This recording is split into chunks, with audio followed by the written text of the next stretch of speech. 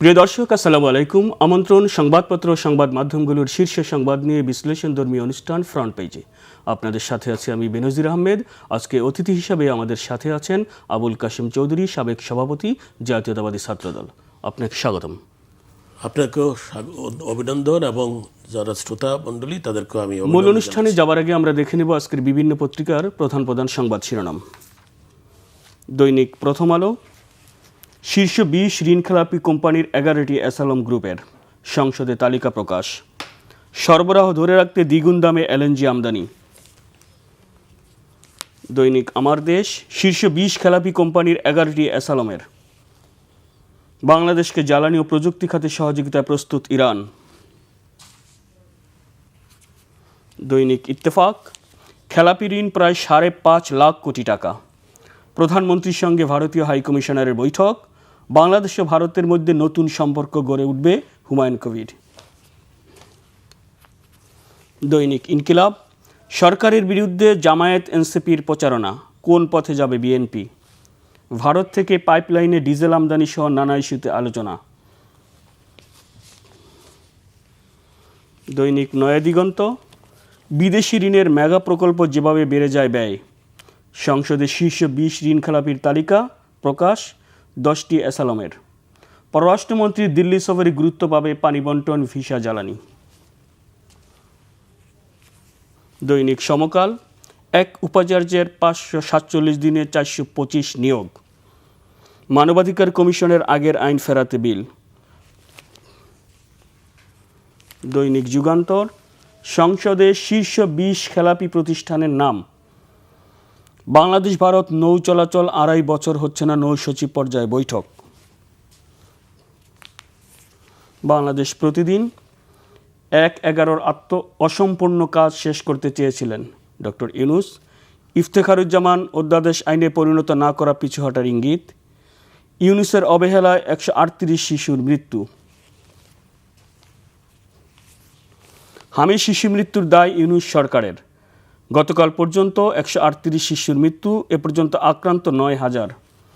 শুধু ডিজেলেই দৈনিক 75 কোটি 71 লাখ টাকা ভর্তুকি দিচ্ছে সরকার। দৈনিক মানব জমিন, প্রধানমন্ত্রীর সঙ্গে ভারতীয় হাইকমিশনার সাক্ষাৎ, দুদেশের সম্পর্ক এগিয়ে নেয়ার অঙ্গীকার।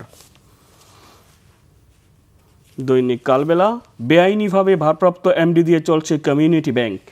খেলাপি ঋণ ছাড়ালো 5,44,000 কোটি টাকা। দৈনিক দেশ রূপান্তর, বিদ্যুৎ শিল্প কৃষিতে বহুমুখী বিপর্যয়। দিল্লির সঙ্গে জনগণের সম্পর্ক চায় ঢাকা। দৈনিক বণিক বার্তা, মে মাসে নির্ধারিত 5 এলএনজি কার্গো আসছে না কাতার, ওমান থেকে।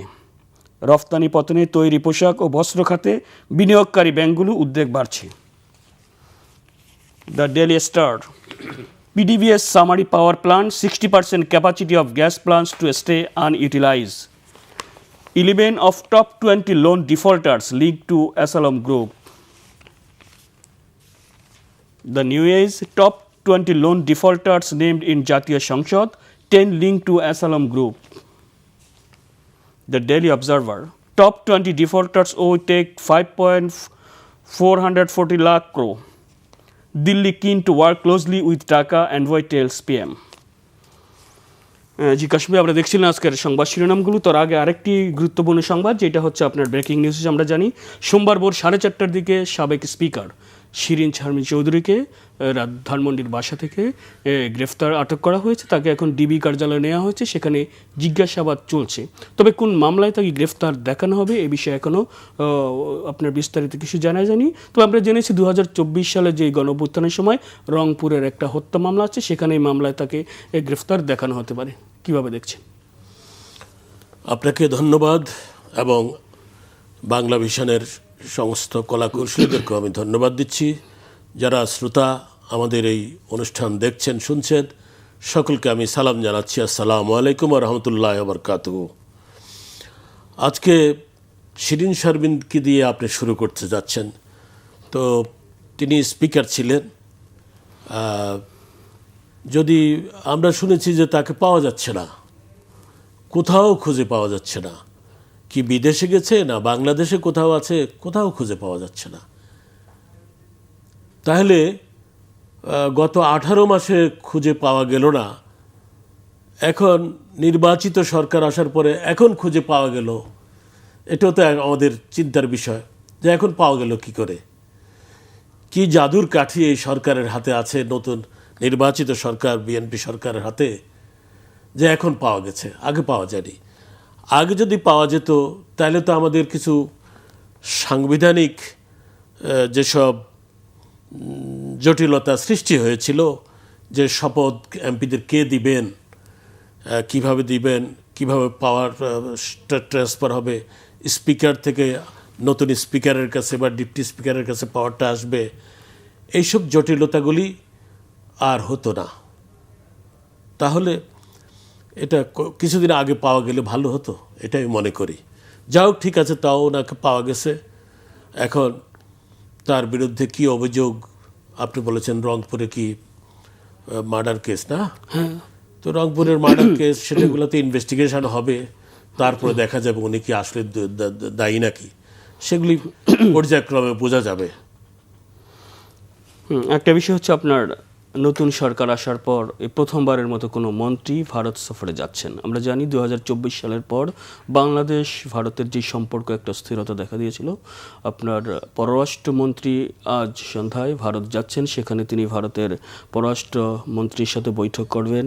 বৈঠককে সামনে রেখে অনেকে বলছেন যে এই গত 2 বছরের যেই সম্পর্কের টানাপোড়েন, সেখানে অনেকটা কি বরফ গলবে, এবং যেসব বিষয়গুলো নিয়ে মূলত আলোচনা হতে পারে, আমরা দেখছি সীমান্ত হত্যা এবং আপনার যেই পানি চুক্তির যে গঙ্গা চুক্তি নবায়ন সেটা করতে হবে, বাংলাদেশিদের ভিসা নিয়ে যে জটিলতা এখনও আছে এই বিষয়গুলো হবে, এবং দ্বিপক্ষীয় সম্পর্ক আরও জোরদার হবে বলে মনে করছেন সংশ্লিষ্টরা।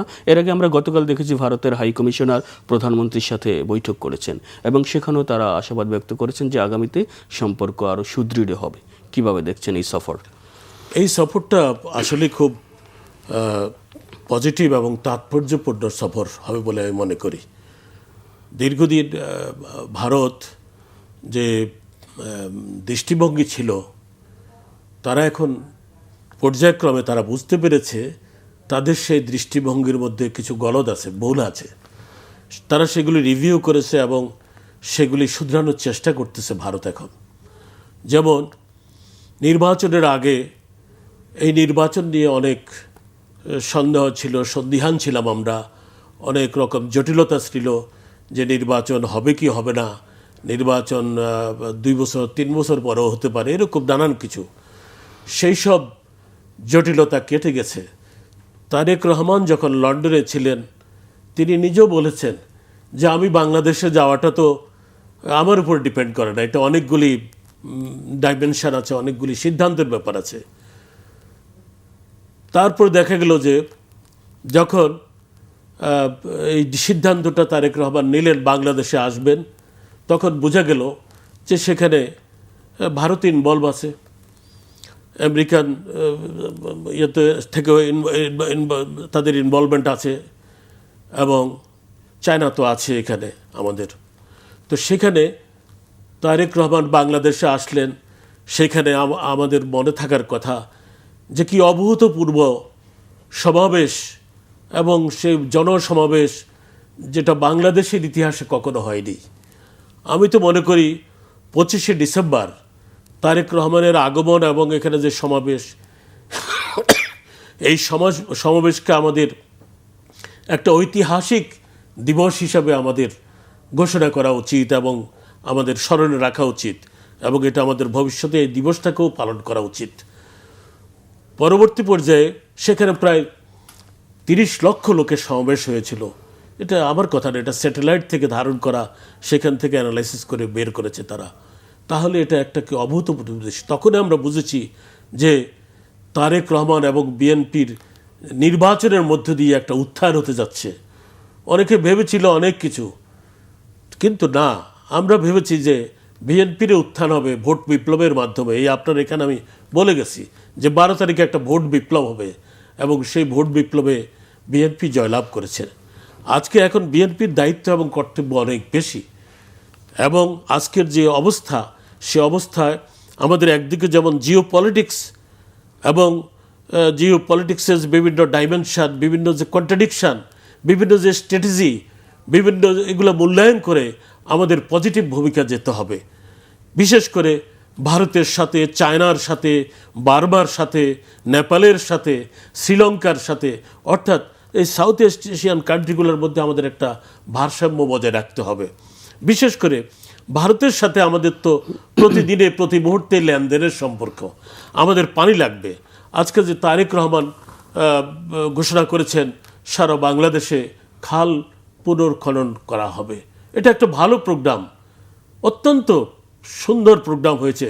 শহীদ প্রেসিডেন্ট জিয়াউর রহমান এই খাল খনন প্রোগ্রামের মধ্য দিয়ে কৃষকের সাথে, শ্রমিকের সাথে এবং মাটি কাটা মানুষের সাথে তিনি একাত্ম হয়ে গিয়েছিলেন এবং এর মধ্য দিয়ে সেখানে পানির সঞ্চার হয়েছিল, কৃষক তার কৃষিকার্যে পানি পেয়েছিল এবং জিয়াউর রহমানের সময়ে খাদ্য উৎপাদন দ্বিগুণ হয়েছিল। এই পানি ব্যবস্থাপনার ফলে, সার ব্যবস্থাপনার ফলে, কৃষকের বিভিন্নভাবে সহযোগিতা করার ফলে আমি মনে করি তারেক রহমানের আজকে এই সিদ্ধান্ত অত্যন্ত সঠিক সিদ্ধান্ত যে খাল পুনর্খনন করা হবে। এবং তিনি উদ্বোধন করেছেন, বিভিন্ন জায়গায় দেখা যাচ্ছে যে বিভিন্ন ডিস্ট্রিক্টে বিভিন্ন খালে মানুষের যে সমাবেশ হচ্ছে, মানুষ রেসপন্ড করেছে, মানুষ একাত্মতা ঘোষণা করছে। এটাকে চালিয়ে যেতে হবে, আমাদের পানির সমস্যার সমাধান করতে হবে। আর পানির সমস্যা যদি আমাদের সমাধান করতে হয় তাইলে ভারতের সাথে আমাদের যে পানি চুক্তি, এটাকে আবার পুনর্বার আমাদের সেই পানি চুক্তি করতে হবে।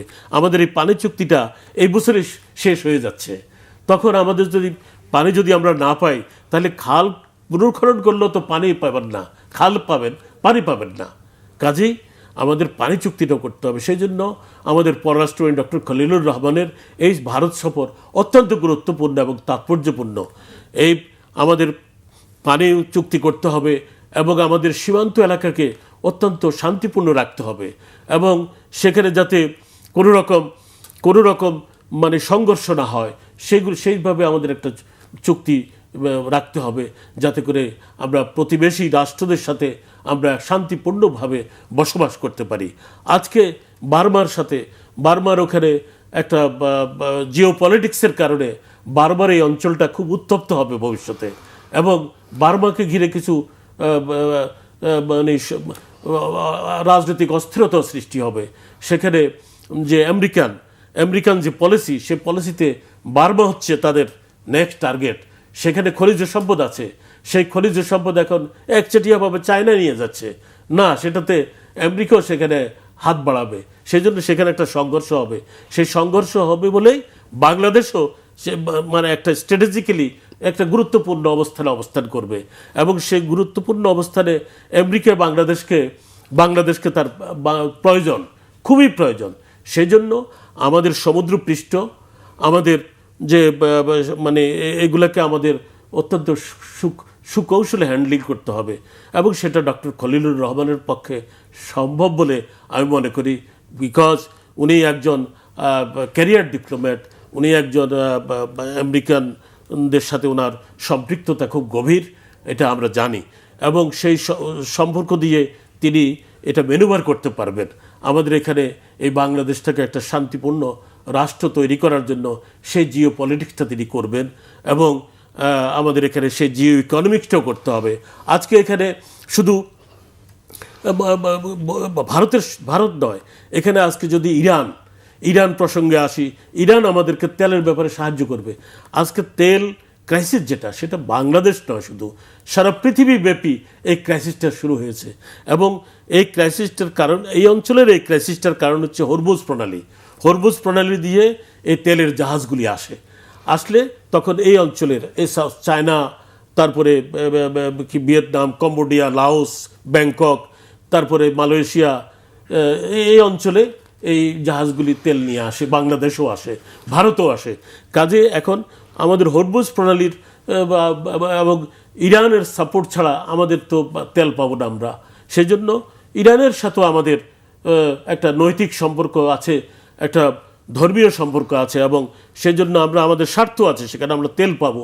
সেই তেলের জন্য আমাদের সাথে তার গভীর সম্পর্ক রাখতে হবে এবং তেল আমাদের সেখান থেকে, সেই হরমুজ প্রণালী থেকে বিভিন্ন দেশ থেকে নিতে হবে এবং তাহলে আর এখানে তেলের ক্রাইসিস হবে না। আমাদের এখানে এই তেলের ক্রাইসিসটাকে বেশি পরিমাণেও দেখানো যাবে না, আবার এটাকে খুব বেশি সহজভাবে ডিল করা যাবে না। সিরিয়াসলি আমাদেরকে তেল যা প্রয়োজন সেটা আমাদের জোগাড় করতে হবে এবং সেটা আমাদের বিলি বন্টন করতে হবে। আজকে পেট্রোল পাম্পগুলোতে গাড়ির লাইন কিভাবে পড়ে আছে, 3-4-5 ঘন্টা গাড়ি বসে থাকে কেন? Solve it. বাংলাদেশ সরকারের দায়িত্ব হচ্ছে, এই মন্ত্রণালয়ের দায়িত্ব হচ্ছে এটাকে সলভ করা। আজকে স্বাস্থ্য খাতে যে হামের প্রাদুর্ভাব হয়েছে, আজকে স্বাস্থ্যমন্ত্রী ওনার যে মুভমেন্ট আমি খুব প্রশংসা করি যে উনি খুব ভালোভাবে মুভ করতেছেন এবং হাম টিকার ব্যবস্থা করতেছেন, বিভিন্ন হসপিটালে যাচ্ছেন। আজকে হসপিটালের ডাক্তারগুলোর মধ্যে একটা ওই রকম চাঞ্চল্য আনতে হবে। তারা আগের মতো যে ল্যাথার্জি নিয়ে বসে থাকা, কাজ নাই, কর্ম নাই, যন্ত্রপাতি যেগুলি আছে সেগুলি চালানোর লোক নাই, কোটি কোটি টাকার যন্ত্রপাতি বিভিন্ন হসপিটালে আছে, এগুলি চালানো পড়ে আছে। হসপিটাল থেকে রুগী নিয়ে অন্য জায়গায় তারা এক্সরে করে, এই করে, সেই করে, বিভিন্ন রকম ডায়াগনস্টিক সেন্টারে নিয়ে তারা সেটা ব্যবসা করে। এইসব বন্ধ করতে হবে। স্বাস্থ্য খাতকে একটা সুশৃঙ্খলায় আনার জন্য আমাদের বর্তমান স্বাস্থ্যমন্ত্রী যে উদ্যোগ নিয়েছেন আমি তার ধন্যবাদ দিচ্ছি। এবং হামের প্রাদুর্ভাব থেকে আমাদের দেশকে, আমাদের শিশুদেরকে বাঁচাতে হবে। এই শিশুরাই হচ্ছে আমাদের ভবিষ্যৎ, এই শিশুরাই হচ্ছে আমাদের আবেগের স্থল। আজকে যার একটা শিশু মারা যায় সে জানে এটার ব্যথা কত, এটার বেদনা কত, সেই পরিবার জানে, আরেকজন তো বুঝবে না। আমাদের এই শিশুদেরকে আজকে এই হামের এই আক্রমণ থেকে আমাদের রক্ষা করতে হবে এবং সেভাবে আমাদের ব্যবস্থা গ্রহণ করতে হবে তড়িৎ গতিতে, যত দ্রুত সম্ভব। আর চলছে, টিকা দেওয়া চলছে, কিন্তু এই ব্যবস্থাটা এক্ষেত্রে আগের সরকারের যে বলা হয়েছে, সেই কথাই আছে, এই ব্যবস্থাটা আগের সরকারের নেওয়া উচিত ছিল, তো সে তারা নেয় নেই। আগের সরকারের কথা এখন আর আমি সমালোচনা করতে চাই না, কারণ হলো ডক্টর ইউনূস সাহেব একা কি করবেন? ওনার যে উপদেষ্টা পরিষদ দিয়েছেন, ইট ওয়াজ রং ডিসিশন। ওনার এই উপদেষ্টা পরিষদটাই একটা মানে তারা এই গণ অভ্যুত্থানের সাথেও সম্পর্ক নাই, রাজনীতির সাথেও সম্পর্ক নাই, তারা কেউ কেউ এনজিওর সাথে সম্পর্ক। এনজিও ব্যাকগ্রাউন্ডের একজন লোক রাজনীতি কি অবদান রাখবেন, কি অবদান রাখবেন? উনি রাজনীতির কি বুঝেন সেটা তো প্রমাণ হয়ে গেল। এবং অধিকাংশ কয়েকজন মহিলা ছিল, তারা কি করবেন? তারা কিছুদিন ছিল, ঠিক আছে, কিন্তু এই যে আজকের সেটার ফল আমরা পাচ্ছি, এই প্রাদুর্ভাব, হামের প্রাদুর্ভাব, এই তেলের সমস্যা, ওই সমস্যা, সেই সমস্যা। এখন আমি মনে করি নির্বাচিত সরকার বিএনপি, জনগণ ম্যান্ডেট দিয়েছে বিএনপিকে, 2/3 মেজরিটি করেছে, যেটা শহীদ প্রেসিডেন্ট জিয়াউর রহমানও এত সিট পায় নাই, ম্যাডাম খালেদা জিয়াও এত সিট পায় নাই। তাহলে তারেক রহমানের নেতৃত্বে আজকের বিএনপি কোথায় গেছে? মানে উনি অন্যদের, জিয়াউর রহমান, বেগম খালেদা জিয়াকে অতিক্রম করেও উনি নির্বাচনে অনেক দূরে গিয়েছেন। তার সেটা মনে রাখতে হবে এবং সচেতন থাকতে হবে। দালাল চাটুকারদের থেকে দূরে থাকতে হবে, মোসাহেবদের থেকে দূরে থাকতে হবে। চাটুকাররা জিও যে যাপনা করে নেতাকের সমস্ত মানে পথভ্রষ্ট করে ফেলে। তারেক রহমান এখন পর্যন্ত যেভাবে তার নীতিকে ধরে রেখেছেন, তার যেভাবে চাল চলন, তার যেভাবে জেটসার, সব আমি মনে করি অনেক সুন্দরভাবে করছেন। সেটা কন্টিনিউ করতে হবে, কোনো আপোষ করা যাবে না। তিনি সেক্রেটারিয়েটে আজকে বন্ধের দিনে অফিস করছেন, এবং তার মানে কি? তার মানে হলো হি সিরিয়াস, এবং উনি নিজে অন্য বিভিন্ন মন্ত্রণালয়ে নিজে যাচ্ছেন, ভিজিট করতেছেন। এটা সাংঘাতিক ব্যাপার, এটা তার সুন্দর উদ্যোগ। এবং আমি মনে করি প্রত্যেক মন্ত্রীকে সে ধরনের চাঞ্চল্য, সে ধরনের সচেতন থাকতে হবে এবং দুর্নীতিমুক্ত থাকতে হবে। দুর্নীতিকে কখনোই প্রশ্ন দেওয়া যাবে না, এবং ঘুষ দুর্নীতি বন্ধ করতে হবে। এই পুলিশ ডিপার্টমেন্টের দুর্নীতি বন্ধ করতে হবে, সিভিল প্রশাসনের দুর্নীতি বন্ধ করতে হবে, এবং আপনার এই কেনাকাটায় দুর্নীতি বন্ধ করতে হবে। আজকে আমি ভেবেছিলাম যে সরকার অবশ্য সময় আছে, মাত্র শুরু হলো, তো পর্যায়ক্রমে হয়তো এগুলোকে অতীতের যে দুর্নীতিগুলি, এই যে পদ্মা সেতু করছে, পদ্মা সেতুতে যে দুর্নীতি হয়েছে সেটার উদ্ঘাটন করতে হবে। আমরা ভেবেছিলাম যে অন্তর্বর্তীকালীন সরকার উদ্ঘাটন করবে, করে নাই। এই ধরেন আপনার এই যে আমাদের যে ফ্লাইওভারগুলি হয়েছে, ফ্লাইওভারগুলিতে দুর্নীতি হয়েছে। এই যে আপনার মেট্রো রেল হয়েছে, এখানে দুর্নীতি হয়েছে। মেগা প্রজেক্ট যতগুলি হয়েছে সেখানে দুর্নীতি হয়েছে। এই দুর্নীতিগুলিকে বের করতে হবে এবং কারা ইনভলভ। এবং ব্যাংকগুলোতে দুর্নীতি হয়েছে, সেই দুর্নীতিগুলি কারা করেছে? আপনি বলেছেন যে এস আলম, এস আলমের কোম্পানিগুলি দুর্নীতি করেছে, 20টা 20টা কোম্পানি দুর্নীতি করেছে না, এখানে কমপক্ষ হলো 1 থেকে 150 কোম্পানি দুর্নীতি করেছে। বলতে অসুবিধা আছে কেন? তাদেরকে রেহাই দিবেন কেন? সবগুলি বাহির করেন। একটি শক্তিশালী দুদক করতে হবে, সেই দুদক বলতে হবে ফাইন্ড আউট। দুদকও যদি দুর্নীতি করে তাহলে যাবেন কোথায়? দুর্নীতির ছোট ছোট অফিসাররা দুর্নীতির সাথে জড়িত, find out them and remove them, clean করে ফেলেন, একদম পরিষ্কার করে ফেলেন, সেখানে নতুন করে সাজান, কোনো কোনো আপোষ নাই। সেখানে এগুলো করতে পারলে তখন কাজ হবে। আপনার পুলিশের এসবি আছে, সিআইডি আছে, কাজটা কি তাদের? কি কাজ? বসে বসে বেতন নেয়। তাদেরকে কাজে লাগান, দুর্নীতি উদ্ঘাটন করার জন্য এসবিকে লাগান, সিআইডিকে লাগান, বিভিন্ন গোয়েন্দা সংস্থাকে লাগান, তাহলে বাইর হবে। আজকে দুর্নীতি তো আপনার সারা দেশ ভরে গেছে। এই গত 70 বছরে ফ্যাসিস্ট সরকার যে এই দুর্নীতিকে প্রশ্রয় দিয়ে এগুলি গেছে, ফ্যাসিস্টরা এভাবেই করে। তাদের নিজেদের শাসন, নিজেদের শোষণ, নিজেদের মানি লন্ডারিংকে বজায় রাখার জন্য এই গোষ্ঠীটাকে সৃষ্টি করে, তাদেরকে দিয়ে তাদের স্বার্থ হাসিল করে। আজকে এখান থেকে লক্ষ লক্ষ কোটি টাকা মানি লন্ডারিং হয়ে চলে গেছে। সেই টাকা কোথায়? সেই টাকার ব্যাপারে কোনো কথা বলেন না কেন? বলতে হবে, একটা শ্বেতপত্র প্রকাশ করতে হবে যে কোন দেশে কত টাকা গেছে।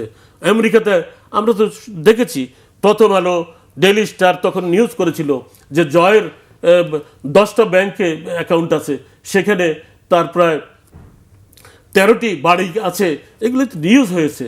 আজকে সে টাকা কোথায়?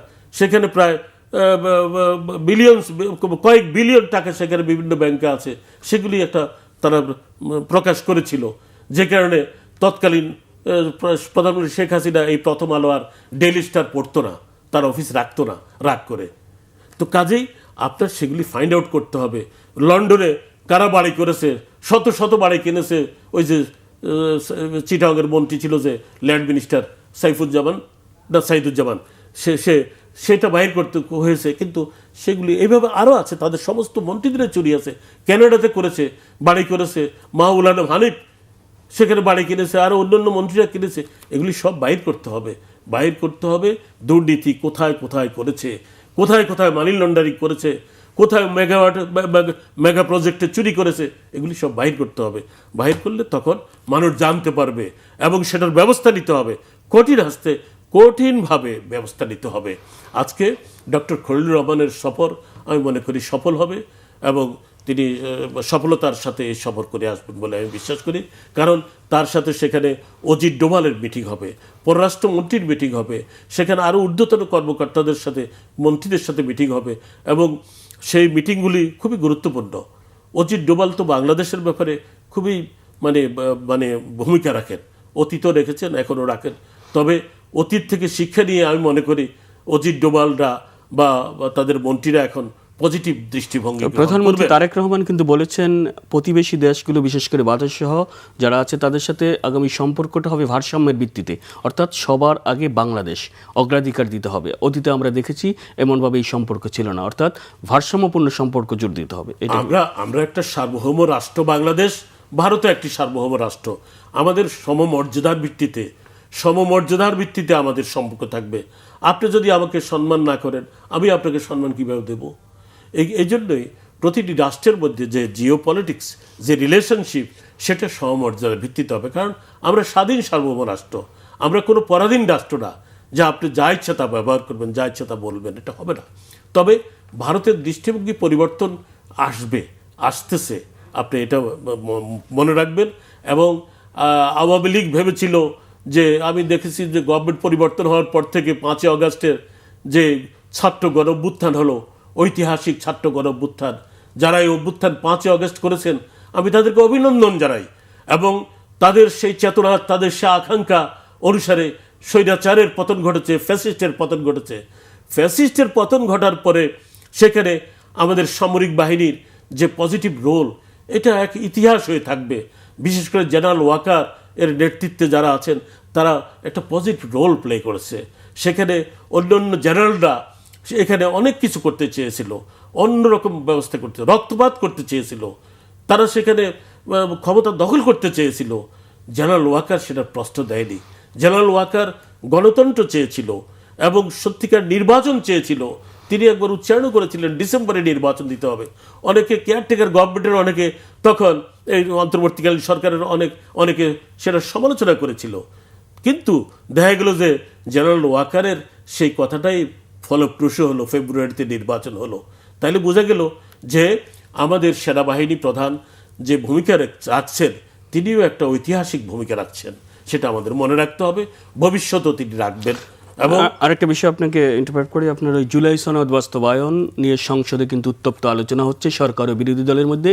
এই অন্তর্বর্তী সরকারের 133টি অধ্যাদেশ কিন্তু এরই মধ্যে সংসদে উপস্থাপন করা হয়েছে। বিরোধী দলের পক্ষ থেকে জামায়াতের আমির বিরোধী দলের নেতা বলেছেন বিএনপি জুলাই সনদে স্বাক্ষর করেছে, কিন্তু সেটা গণভোটের রায় বাতিলে তারা জনগণের সাথে প্রতারণা করছে। এ নিয়ে আমরা দেখছি প্রতিদিন এই সংসদে উত্তপ্ত হচ্ছে, আলোচনা হচ্ছে। এবং এনসিপির নেতারাও, বিশেষ করে হাসনাত আবদুল্লাহ অনেকে বলছে সরকার যে প্রতিশ্রুতি দিয়েছিল জুলাই সনদ নিয়ে সেটা বাস্তবায়ন করছে না, এবং প্রয়োজনে তারা বলছে আরেকটি 24-এরও অশনি সংকেত দিয়েছে। অর্থাৎ উত্তপ্ত হচ্ছে রাজনৈতিক পরিস্থিতি। কিভাবে দেখছেন? আমি আপনাকে বলবো এবং আপনার মাধ্যমে আমাদের শ্রোতাদেরকে বলবো যে পার্লামেন্টারি ডেমোক্রেসি এটা একটা, এর বিউটিটা কি? পার্লামেন্টারি ডেমোক্রেসির বিউটিটা হচ্ছে ডিবেট।